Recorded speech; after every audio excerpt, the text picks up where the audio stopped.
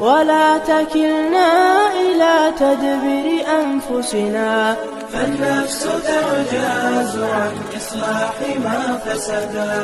الحمد لله ما دام الوجود له حمدا يبلغنا من الرضا أبدا. ثم الصلاة على المختار سيدنا